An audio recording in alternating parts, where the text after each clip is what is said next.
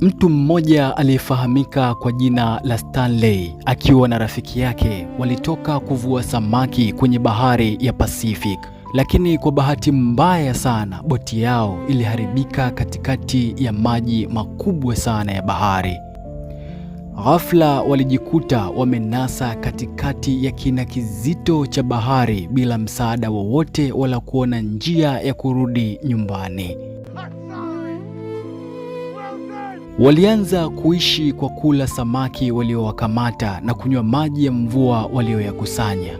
Lakini baada ya muda mfupi tu, rafiki yake aliyekuwa naye alikufa kutokana na njaa kali na mwili wake kudhoofu.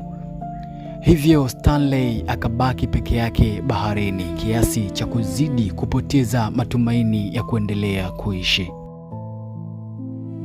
Mawimbi makubwa, upepo mkali na jua kali vilikuwa adui wake wa kila siku.